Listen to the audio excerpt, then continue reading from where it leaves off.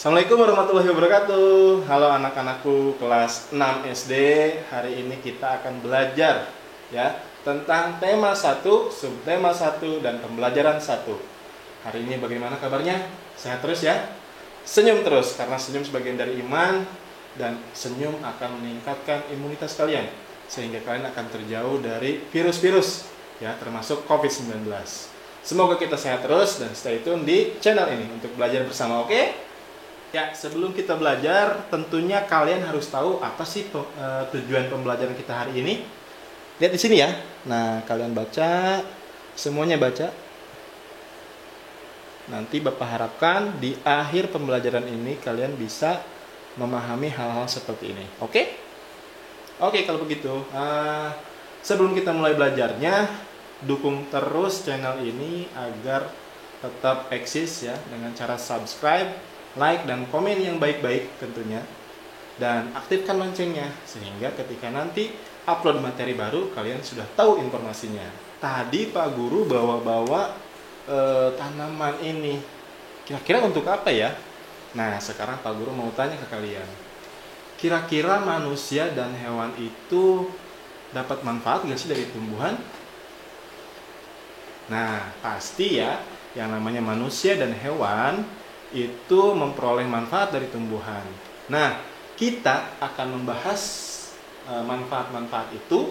Apa saja sih manfaatnya tumbuhan bagi manusia dan hewan? Manfaat tumbuhan bagi manusia salah satunya adalah sumber energi bagi manusia. Terus sumber vitamin juga untuk menjaga kesehatan tubuh. Lalu sumber oksigen untuk bernafas dan pengikat air tanah serta peneduh dan memperindah kehidupan di bumi. Lalu apa manfaatnya tumbuhan atau tanaman bagi hewan? Manfaat tumbuhan bagi hewan yaitu bagian dari sumber energi bagi hewan tersebut ya. Nah, anak-anak, kita simpulkan bahwa tumbuhan adalah sumber energi bagi kehidupan manusia dan hewan ya. Dan tumbuhan adalah produsen penghasil cadangan makanan dan sumber oksigen untuk bernafas dan melindungi bumi dari sengatan sinar matahari. Nah, anak-anak, terpikir gak gimana kalau di bumi ini tidak ada tumbuhan? Ya. Terpikir? Jadi anak-anak, beberapa hal yang terjadi jika tidak ada tumbuhan di bumi ini, manusia dan hewan tidak memiliki sumber makanan. Dan bumi akan gersang dan kehidupan mungkin akan berakhir ya. Ya, anak-anak, kita sudah belajar tentang manfaat tumbuhan bagi kehidupan tadi ya. Sekarang kita akan belajar tentang perkembangbiakan tumbuhan tersebut. Bagaimana sih caranya tumbuhan itu berkembang biak ya? Perkembangbiakan tumbuhan yang akan kita pelajari sebagai contoh adalah tanaman jagung seperti ada di buku tema subtema 1 pembelajaran 1 ya. Ini hanya contoh, ini bukan jagung ya. Jagung seperti di gambar ini. Kira-kira bagaimana sih caranya jagung berkembang biak? Jagung berkembang biak. Kira-kira ada yang tahu nggak?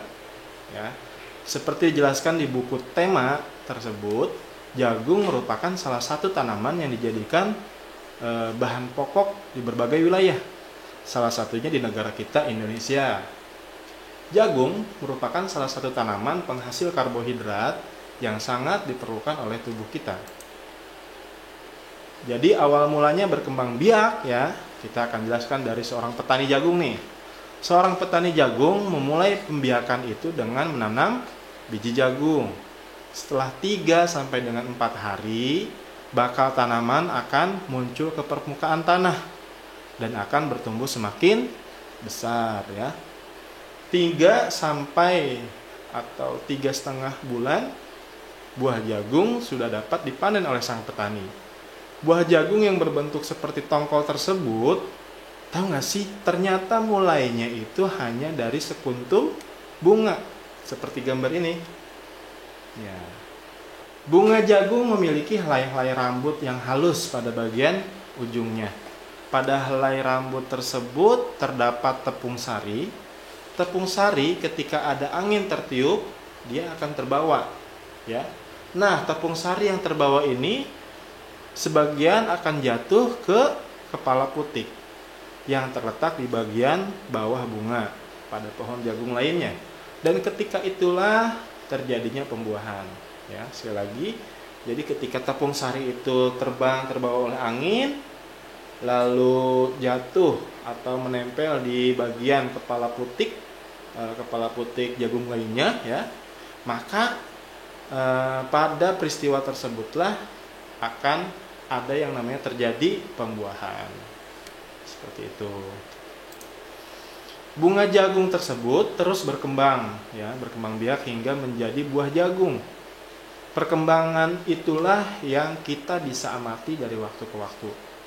Buah jagung akan siap dipanen ketika rambutnya sudah berwarna kecoklatan seperti ini, ya.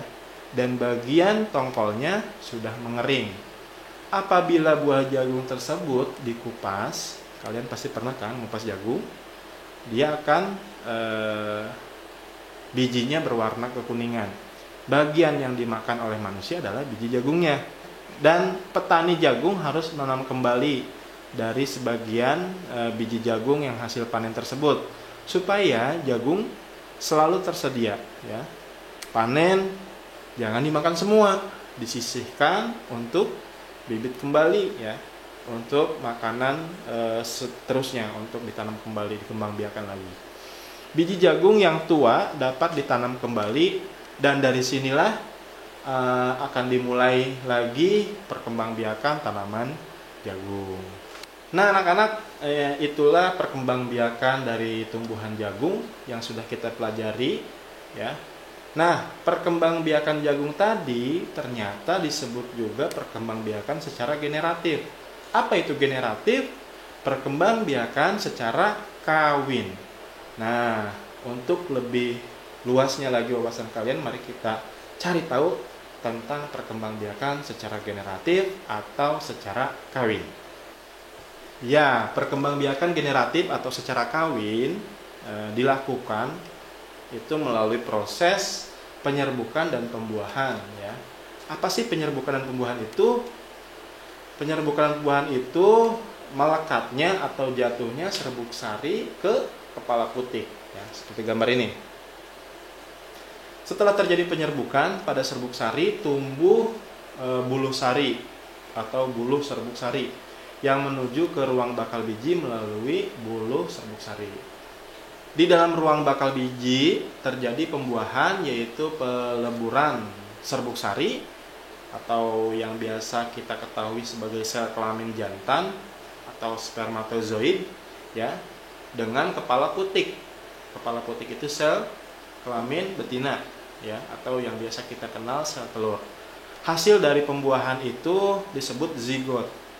Nah, zigot berkembang menjadi lembaga, bakal biji berkembang menjadi biji, dan bakal buah, ya. Kemudian bakal buah berkembang menjadi daging buah. Lembaga yang berada di dalam biji merupakan calon tumbuhan baru kemudian nanti. Minum dulu ya.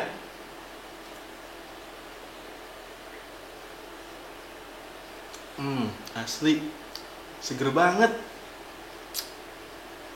Nih. Nah, anak-anak, tadi kita sudah belajar tentang perkembangbiakan tumbuhan secara generatif atau secara kawin. Nah, sekarang Bapak akan tanya ke kalian, kira-kira tanaman yang ada di Indonesia ini di luar negeri atau di negara-negara lain ada nggak sih? Tentu ya, ada. Karena begini, bunga dan tanaman yang indah-indah tidak hanya ada di negara kita, ya. Jadi tanaman-tanaman tersebut banyak juga yang ada di negara-negara lain. Misalkan bunga sepatu contohnya. Bunga sepatu tahu seperti ini, ya. Bunga sepatu di Indonesia sering digunakan sebagai bisa dijadikan sebagai pewarna, ya. Tapi ternyata di Malaysia juga ada. di Malaysia sering atau disebut juga sebagai bunga raya atau bunga nasional. Nah, kenapa sih ternyata di Indonesia dan di Malaysia ini bisa tumbuh tanaman yang sama? Ternyata itu disebabkan oleh letak geografisnya yang hampir sama. Nah, kita akan bahas negara-negara mana saja yang kira-kira memiliki tumbuhan-tumbuhan atau tanaman-tanaman yang sama persis dengan Indonesia ya. Contoh yang kedua yaitu bunga Kamboja ya. Bunga ini ternyata bukan hanya ada di Indonesia saja. Ternyata ada juga di negara Laos. Di Indonesia bunga Kamboja sering digunakan sebagai pelengkap tarian adat ya. Sedangkan di Laos sana, negara Laos, bunga Kamboja ini sering dijadikan sebagai dekorasi upacara keagamaan dan juga acara-acara penyambutan tamu. Nah, Indonesia, Malaysia, terus Laos ini ternyata hidup berdampingan ya, sebagai negara-negara tetangga yang ternyata memiliki kesamaan secara geografis. Meskipun ketiganya berbeda negara, tetapi ketiganya memiliki persamaan dalam kehidupan ya, yaitu kehidupan sosial dan kehidupan berbudaya. Oleh karena itu, mereka menggabungkan diri dalam suatu organisasi yang besar ya, yang disebut dengan ASEAN atau Perkumpulan Negara-negara di Asia Tenggara. Association of Southeast Asian Nations ya, atau disingkat dengan ASEAN, memiliki 10 negara. 10 negara nih ya. Apa saja itu? Yang pertama adalah Indonesia, Malaysia, Thailand, Singapura, Filipina, Brunei Darussalam, Vietnam, Laos, Myanmar, dan terakhir adalah negara Kamboja. Setelah kalian mengetahui negara-negara ASEAN, ya, sekarang kita akan belajar tentang kehidupan berbudaya dan kehidupan sosial masyarakat negara-negara ASEAN. Oke, kita akan bahas satu persatu. 10 negara-negara ASEAN, ya. Kita bahas yang pertama dari negara Indonesia. Negara Indonesia memiliki keberagaman etnis, keberagaman budaya, keberagaman suku, keberagaman agama yang terbentang dari Sabang sampai dengan Merauke. Masyarakat Indonesia sangat terkenal dengan keramahan dan juga toleransinya. Yang kedua yaitu negara Malaysia. Ya. Negara Malaysia memiliki patung Dewa Marungga yang berukuran kurang lebih 42,7 meter seperti ini. Selain itu, Malaysia juga memiliki kota Georgetown yang tercatat dalam UNESCO sebagai kota yang memiliki berbagai jenis budaya. Lalu yang ketiga, negara Brunei Darussalam. Di negara Brunei Darussalam terdapat kampung air, ya, yaitu kampung terapung. Mayoritas penduduk Brunei Darussalam adalah seorang atau orang Melayu. Secara tradisional, orang Brunei Darussalam tidak berjabat tangan dengan lawan jenis. Yang keempat adalah negara Filipina. Budaya di negara Filipina merupakan perpaduan antara budaya barat dan juga budaya timur. Negara Filipina memiliki bahasa nasional yaitu bahasa Filipina, sedangkan bahasa Inggris di sana sebagai bahasa pengantar. Tarian tradisional di negara Filipina yaitu adalah tarian tinikling. Yang kelima adalah negara Singapura. Di negara Singapura memiliki patung yang menjadi ciri khas negara tersebut, yaitu patung Merlion. Patung yang memiliki kepala singa berbadan ikan. Mayoritas negara Singapura, 80% warganya ya, memilih untuk berjalan kaki ketika datang ke suatu tempat. Yang keenam adalah negara Thailand. Ya. Negara Thailand merupakan satu-satunya negara yang sama sekali tidak dijajah oleh bangsa Eropa. Di negara Thailand, kepala merupakan anggota tubuh yang sangat dihormati, ya, sehingga tidak ada satu orang pun yang berani memegang kepala, sekalipun itu adalah kepala anak-anak. Di negara Thailand, teh disajikan dengan susu dan rempah-rempah, yang biasa disebut dengan Thai iced tea. Yang ketujuh adalah negara Myanmar. Ya. Myanmar. Di negara Myanmar dijuluki juga sebagai negara 1000 pagoda. Mayoritas penduduk negara Myanmar adalah keturunan dari Tibet. Bahasa yang digunakan adalah bahasa Birma. Yang kedelapan adalah negara Vietnam. Di negara Vietnam memiliki permainan tradisional, yaitu permainan menangkap jangkrik dengan mata tertutup. Ya. Di negara Vietnam juga banyak ditemui tarian caping. Yang kesembilan adalah negara Laos. Ya. Negara Laos ditemukan oleh Ai Lau, yaitu orang yang terkenal dengan kesederhanaannya dan juga kesabarannya. Di negara Laos memiliki olahraga tradisional, yaitu olahraga Katau, yang menyerupai olahraga bola voli. Yang terakhir, yang ke-10 adalah negara Kamboja. Negara Kamboja memiliki banyak candi. Selain itu, negara Kamboja juga memiliki tarian tradisional yang dinamakan tarian Apsara.